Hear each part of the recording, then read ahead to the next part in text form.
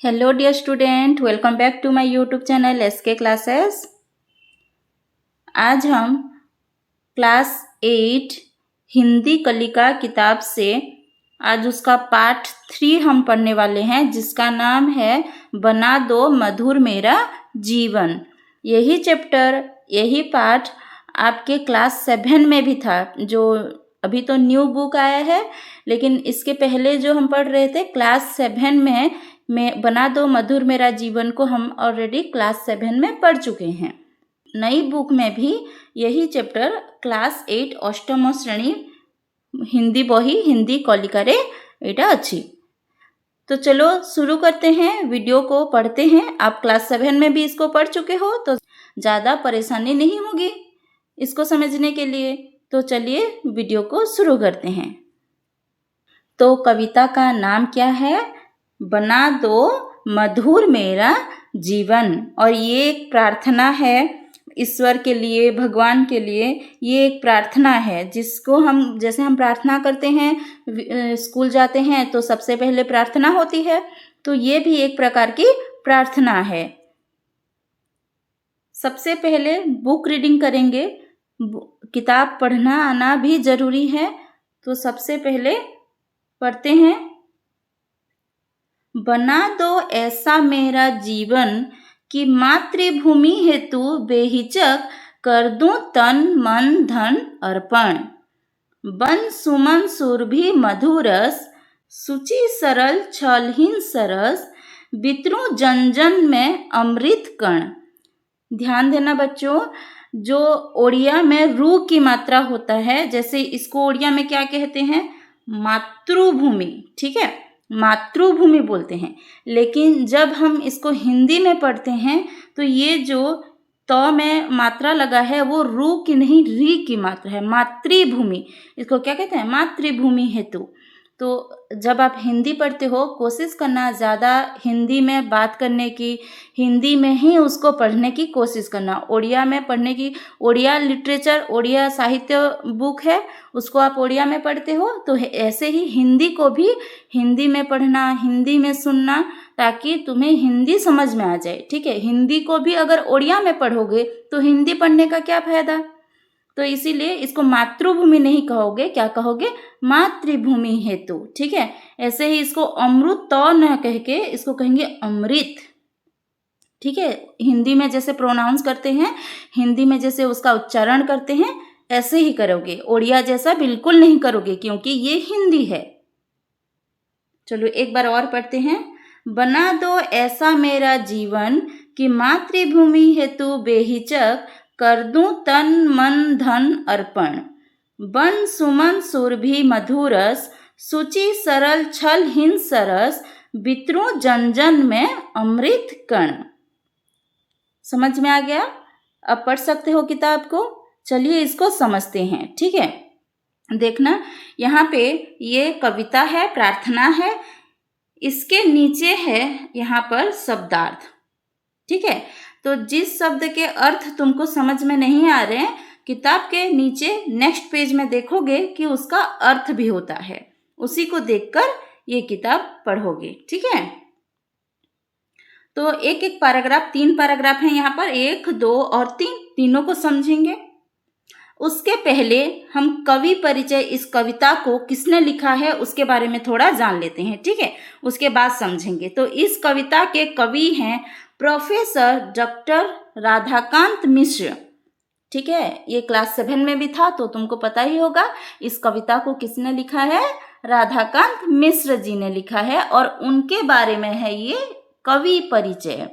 ठीक है, कवि परिचय में उस कविता को, उस पाठ को जिसने लिखा है उसके बारे में होता है। ठीक है, तो चलिए राधाकांत मिश्र के बारे में जान लेते हैं। उनका जन्म बलांगीर जिले के राजपाली गांव में 1 जुलाई 1940 को हुआ था। वे 30 वर्ष से अधिक समय तक अध्यापना करके हिंदी प्रोफेसर तथा प्राचार्य के रूप में सेवानिवृत्त हुए थे। इसका मतलब है 30 साल तक पढ़ाते थे। ठीक है, हिंदी के प्रोफेसर थे, जो कॉलेज में पढ़ाते हैं ना, तो हिंदी के प्रोफेसर थे। उन्होंने हिंदी में अनेक मौलिक पुस्तकों की रचना की है।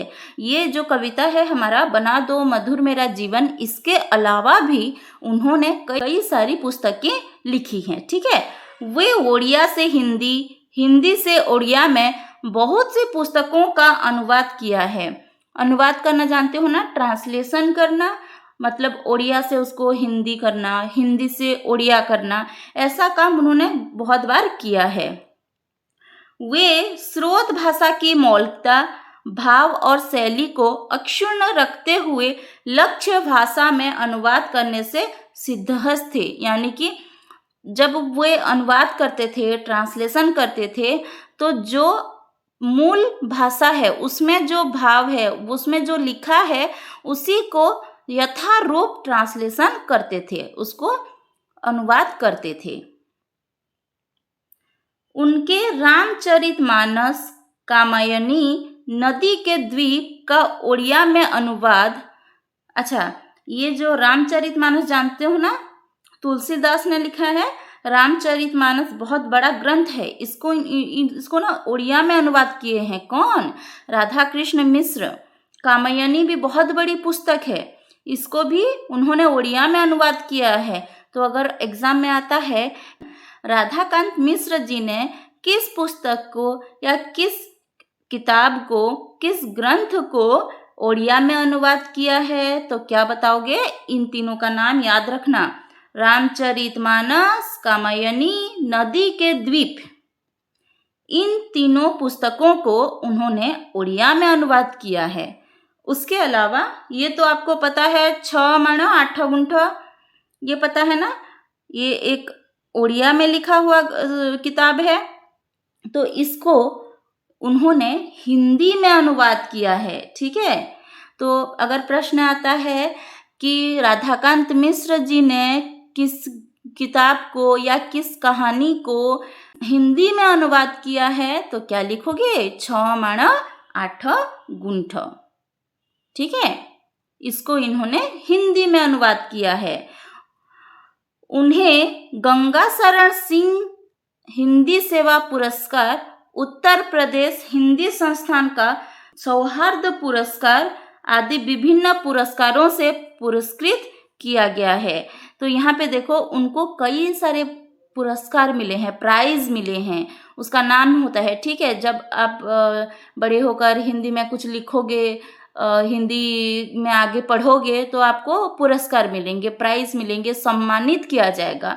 तो वैसे इनको भी किया गया है। तो क्या किया गया है इनको? गंगा शरण सिंह हिंदी सेवा पुरस्कार। कौन सा पुरस्कार मिला है इनको? गंगा शरण सिंह हिंदी सेवा पुरस्कार। उसके साथ साथ उत्तर प्रदेश हिंदी संस्थान का, उत्तर प्रदेश मतलब जानते हो ना, यूपी में एक हिंदी संस्थान है, वहां से सौहार्द पुरस्कार, कौन सा पुरस्कार? सौहार्द पुरस्कार उनको मिला है। और भी कई सारे प्राइज इनको मिले हैं। ठीक है, और कई सारे इनको पुरस्कार मिले हैं। और इनका जो मृत्यु है, इनका निधन जो है 20 मई 2021 को हो गया था। ठीक है, तो ये अब इस दुनिया में नहीं है, लेकिन इनकी रचित कविता अब हम पढ़ रहे हैं। ठीक है, तो अब बताओ कमेंट में, बना दो मधुर मेरा जीवन कविता के कवि कौन हैं? चलिए अब कविता को समझते हैं। अगर इसको आप किसी भी पाठ को पढ़ने से पहले सबसे पहले कवि परिचय पढ़ोगे। ठीक है, उसके बाद यहाँ पर देखेंगे, बना दो ऐसा मेरा जीवन कि मातृभूमि हेतु बेहिचक कर दूं तन मन धन अर्पण। इस लाइन को समझते हैं, ये प्रार्थना है। तो ईश्वर से प्रार्थना किया जा रहा है कि मुझे, मेरा जीवन जो है, मुझे ऐसा बना दो कि मैं मातृभूमि के लिए, ठीक है, हमारी देश की मिट्टी के लिए, मातृभूमि के लिए, हेतु मतलब के लिए, मातृभूमि के लिए बेहिचक, बेहिचक मतलब बेझिझक। ठीक है, बेझिझक, यहाँ पे शब्दार्थ देखना, बेहिचक मतलब बेझिझक या निसंकोच, बिना संकोच किए कर दूं तन मन धन अर्पण। तन यानी कि अपना शरीर, मन यानी कि अपनी आत्मा, अपना मन, धन यानी कि संपत्ति। तो मुझे या मेरे जीवन को ऐसे बना दो कि मैं अपनी मातृभूमि के लिए बिना संकोच किए अपना सब कुछ लुटा दूं, अपना सब कुछ न्योछावर कर दूं। जैसे मातृभूमि के लिए कौन अपना तन देता है, शरीर देता है, शरीर में अपना क्या करता है, जो सैनिक होते हैं वो क्या करते हैं, अपना शरीर का बलिदान देते हैं हमारे देश के लिए, हमारे देश की रक्षा करने के लिए। तो यहाँ पे हमें भी मातृभूमि के लिए तन मन धन अर्पण कर देना चाहिए। बन सुमन सुरभि मधुरस, ठीक है, सूची सरल छलहीन सरस, बितरू जन जन में अमृत कण। ठीक है, मैं बन सुमन, सुमन का अर्थ है फूल, ठीक है, सुमन का अर्थ है फूल, सुरभि का अर्थ है सुगंध, मधुरस का अर्थ है शहद। शहद मतलब जानते हो, शहद का अर्थ होता है मोहुरस, ठीक है, मोहुरस उसको शहद कहते हैं, मधुरस, ठीक है। तो मैं क्या बनकर, क्या बनकर, मैं बनकर क्या करूं, सुमन बनकर यानी कि फूल बनकर, सुरभि बनकर मतलब सुगंध बनकर, मधुरस बनकर अर्थात शहद बनकर, सूची सरल छलहीन सरस, ठीक है, सूची सरल छलहीन सरस। तो यहाँ पे सूची यानी पवित्र, ठीक है, सूची का अर्थ क्या है, पवित्र, सरल मतलब कि सीधा साधा, छलहीन बिना कोई मन में कपट हो, छलहीन, सरस बितरू जन जन में अमृत कण, मैं फूल, ठीक है, फूल जैसा, सुगंध जैसा, शहद जैसा सबके मन में यानी सभी लोगों के मन में अमृत कण बितरूं, अर्थात मैं सबके मन में क्या करूं, सुगंध बनकर, मधुरस बनकर, शहद बनकर, फूल बनकर सबके साथ सरलता से छलहीन होकर सबके साथ रहूं। अगला पैराग्राफ देखते हैं। बना दो ऐसा मेरा मन, जग के सुख दुख का दर्पण, पोंछ जन जन के नयनों के अश्रु कण, करूं मरण वरण। प्रभु बनाओ ऐसा मेरा तन, कि अपनी फौलादी बाहों से अप्रतिहत अविचल गति से कर सकूं सदा अन्याय दमन। तो यहाँ पे देखो, बना दो, हे प्रभु मुझे ऐसा बना दो, मेरे मन को ऐसा बना दो कि जग के सुख दुख का दर्पण, क्या बन जाऊं मैं, जग के सुख दुख का, जग यानी कि संसार, पृथ्वी, संसार के दर्पण, दर्पण मतलब जानते हो आईना। अच्छा, आईने के सामने जब हम खड़े होते हैं तो जो आईने के सामने होता है वही हमको दिखता है, उस प्रतिबिंब में क्या दिखता है, जो आईने के सामने अगर हम खड़ा करेंगे, जैसे आईने के सामने अगर एक फूल होगा तो फूल का प्रतिबिंब दिखाई देगा, अगर आईने के सामने एक कांटा होगा तो कांटे का प्रतिबिंब दिखाई देगा, जो होगा उसी का प्रतिबिंब दिखाई देगा ना। तो ये कह रहे हैं कि मेरे मन को ऐसा बना दो, मेरे मन में ऐसा जादू कर दो, ऐसा बना दो कि मैं सुख दुख का दर्पण बन जाऊं, जो संसार में जो सुख दुख है यानी कि सभी प्राणियों के सुख दुख का दर्पण बन जाऊं। यानी अगर कोई प्राणी दुखी है तो मैं भी, मेरा मन भी दुखी हो, उसके दुख के लिए दुखी हो, और मैं उसको सांत्वना देकर उसको अच्छा महसूस कराऊं। अगर वो खुश है तो मैं भी खुश हो जाऊं, दूसरों के खुशी में खुश होना चाहिए, ईर्ष्या नहीं करना चाहिए, ठीक है। तो दूसरों के सुख खुश में खुश होना और दूसरों के दुख में दुखी होना, इसी को कहते हैं जग के सुख दुख का दर्पण।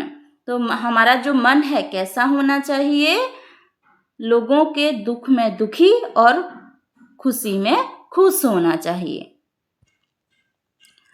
पोंछ जन जन के नयनों के अश्रु कण, करूं मरण वरण। ठीक है, तो संसार में जो दुखी है, यहाँ पे देखो पिक्चर में आपको दिखाई दे रहा है, एक लड़का एक दुखी लड़की को समझा रहा है। जब हम दुखी होते हैं तो हमारे पास अगर कोई समझाने वाला हो तो हमें अच्छा लगता है ना। कोई हमको समझाए कि दुखी नहीं होना है, जो बुरा समय है वो बीत जाएगा, ऐसे करके अगर कोई हमें समझाएगा तो हमें अच्छा लगेगा ना। तो कहते हैं कि ऐसा मुझे बनाओ कि मैं जन यानी कि लोगों के आंखों के आंसू पोंछूं और मरण को वरण करूं। ठीक है, करूं मरण वरण। मरण मतलब जानते हो ना, मरण यानी कि मरना, मृत्यु। मरण वरण का अर्थ है मरने तक, मृत्यु तक। ठीक है, अर्थात मैं अपनी मृत्यु तक यानी आजीवन, हमेशा जब तक मैं जीवित हूँ, मरने तक मैं सभी लोगों की सेवा करूं, सबका सुख दुख में साथ दूं। प्रभु बनाओ ऐसा मेरा तन कि अपनी फौलादी बाहों से अप्रतिहत अविचल गति से कर सकूं सदा अन्याय दमन। प्रभु, हे प्रभु, मुझे ऐसा बनाओ, मेरे शरीर को ऐसा बनाओ। पहले जो है ये किसकी बात है कि मेरे मन को कैसा बनाना है। मन को कैसा बनाना है? दूसरों के सुख दुख का साथी और दूसरों के दुख को दूर करने का जो मन में इच्छा है वैसा बनाना है। अब देखेंगे तन यानी शरीर। तो कैसा तन होना चाहिए, कैसा तन यहाँ पे प्रार्थना में मांगी जा रही है, कैसा शरीर। ऐसे फौलादी बाहों से, मतलब ऐसा मेरे शरीर को बना दो, अपनी फौलादी बाहों से, अपनी ताकतवर बाहों से, अप्रतिहत अविचल गति से। अप्रतिहत का अर्थ है बिना बाधा की। ठीक है, अप्रतिहत मतलब बिना बाधा, जहाँ पे कुछ बाधा, जिसको कुछ रोक ना सके। ठीक है, अविचल मतलब कि अटल। मेरा जो गति है, मैं जो कार्य करूँगा उसमें अटल रहूँगा। ठीक है, अटल रह के, अबाध होकर, मतलब कि मैं बिना कोई रोक टोक के अटल होकर कर सकूं सदा अन्याय दमन। अन्याय मतलब जानते हो, बुरी बातें, बुरे काम जो होते हैं उसके खिलाफ मैं लड़ सकूं।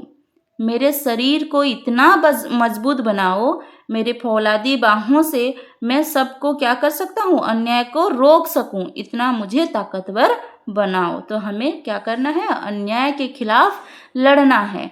अगर कोई बुरी चीज हो रही है तुम्हारी आंखों के सामने तो तुम उसको क्या करोगे, रोकोगे। तो यहाँ पे क्या कहा जा रहा है कि मेरे प्रभु, मेरे शरीर को, मेरे तन को ऐसे बनाओ कि मैं अपनी फौलादी बाहों से अटल होकर, अटल गति से, बिना रुके हुए मैं अन्याय के खिलाफ लड़ सकूं। ठीक है, तो हमें अन्याय के खिलाफ लड़ना चाहिए। अन्याय के खिलाफ मतलब कि किसी के ऊपर कोई अत्याचार हो रहा है, कोई तुम्हारी आंखों के सामने कोई बुरी बात हो रही है तो तुम उसके खिलाफ लड़ोगे।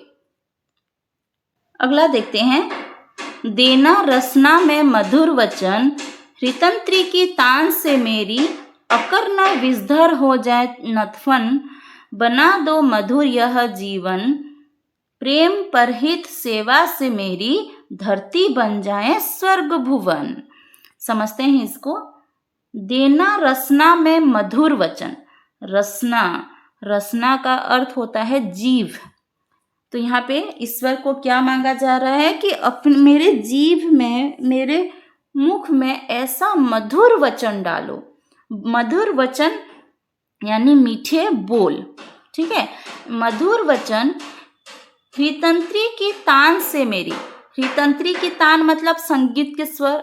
यहाँ पे कहने का अर्थ है मेरी बातों से। हृतंत्री की तान से मेरी मतलब मेरी बातों से, अकर्ण मतलब जिसका कोई कान नहीं होता है, विषधर जिसके यहाँ विष होता है, हो जाए नथफन, नथफन मतलब झुक जाए। तो यहाँ पे मेरे, इसका अर्थ क्या है, मेरे जीव में ऐसा संगीत का स्वर दे दो कि विषधर सांप जैसे आदमी भी क्या हुए, अपना फन झुका ले। ठीक है, जिस अकर्ण विषधर किसको कहा जाएगा, सांप। सांप का कान होता है, नहीं होता है। ठीक है, तो यहाँ पे विषधर होता है, वो विष होता है ना, उसमें जहर होता है ना उसमें, तो यहाँ पे जहर वाला आदमी, या हम इसको कह सकते हैं जहरीला सांप जिसका कान नहीं होता है, वो भी मेरे संगीत के स्वर से नीचे झुक जाए, अपना फन नीचे कर ले। ठीक है, मेरे जीभ में ऐसा मधुर वचन डाल दो कि मेरे मुख से जो संगीत के स्वर निकले उससे विषधर सांप भी नीचे झुक जाए। कहने का मतलब होता है कि मेरे जीभ में ऐसा मधुर वचन डाल दो कि बुरा आदमी भी, विषधर, यहाँ पे अकर्ण विषधर किसको कहा गया है, दुष्ट आदमी को, बुरे आदमी को, वो भी क्या हो जाए, झुककर अच्छा आदमी बन जाए। अच्छा, तुमने ये तो देखा होगा, अगर तुम किसी से अच्छे से बात करोगे तो वो तुम्हारे साथ अच्छे से व्यवहार करता है, अच्छे से रहता है, तुम्हारा दुश्मन नहीं होता है। लेकिन अगर किसी से बुरी बातें कहोगे, ठीक है, उसको कटु बातें कहोगे, तो वो क्या होगा, गुस्सा हो जाता है, नाराज हो जाता है ना। तो हमें क्या करना चाहिए, सबके साथ अच्छे से बात करना चाहिए। इसीलिए यहाँ पे कहा जा रहा है कि मेरे रसना में मधुर वचन डालो, यानी कि मेरे जीभ में मधुर वचन, मीठे बोल दे दो। समझ में आया ये पैराग्राफ? तो हमें कैसे वचन बोलना चाहिए, कैसी बातें बोलनी चाहिए, मीठी बातें बोलनी चाहिए, अच्छी बातें बोलनी चाहिए। बना दो मधुर यह जीवन, प्रेम परहित सेवा से मेरी धरती बन जाए स्वर्ग भुवन। भुवन यानी घर।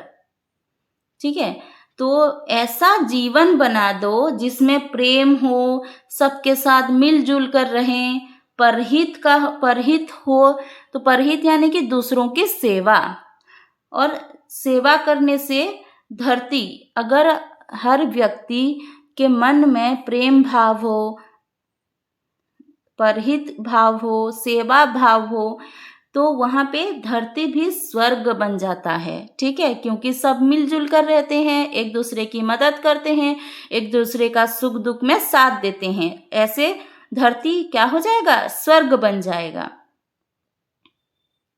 तो ये था आपका बना दो मधुर मेरा जीवन। समझ में आया कि नहीं, कमेंट बॉक्स में लिख के ज़रूर बताना। तो क्या क्या मांग रहे हैं जीवन के लिए? ठीक है, पहले तो हमें तन मन धन सब अर्पण कर देना है। ठीक है, सुरभि मधुरस बन के जन जन के अमृत सब में बांट देना है।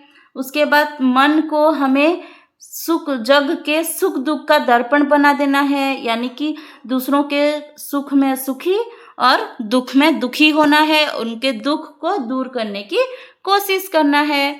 अपने शरीर को इतना फौलादी, इतना ताकतवर बनाना है कि हम में अन्याय के खिलाफ हम लड़ सकें, इतना हमें ताकतवर बनाना है। अपने वचन, अपनी वाणी को मधुर रखना है, यानी कि हमें अच्छी बातें बोलना है ताकि दुष्ट आदमी भी सुधर कर एक अच्छा आदमी बन जाए। ठीक है, और हमारे जीवन में क्या होना चाहिए, प्रेम परहित और सेवा भाव होना चाहिए, जिससे हमारी धरती भी स्वर्ग बन जाएगा। तो ये एक प्रार्थना है, ईश्वर से हम मांग रहे हैं कि हमारे मन को ऐसा करो, तन को ऐसा करो, वचन को ऐसा करो, कह के हम ईश्वर से प्रार्थना कर रहे हैं। आप इसको बुक रीडिंग करोगे, ठीक है, एक घर में अभी इसको बुक रीडिंग करके पढ़ते हुए इस पाठ को कंप्लीट करोगे। अगले वीडियो में हम इसका क्वेश्चन आंसर करने वाले हैं, तो उस वीडियो को देखने के लिए पहले इस वीडियो को लाइक कर लो, उसके बाद मेरे चैनल को सब्सक्राइब कर लो, और हम नेक्स्ट वीडियो में इसका क्वेश्चन आंसर करेंगे। मिलते हैं नेक्स्ट वीडियो में।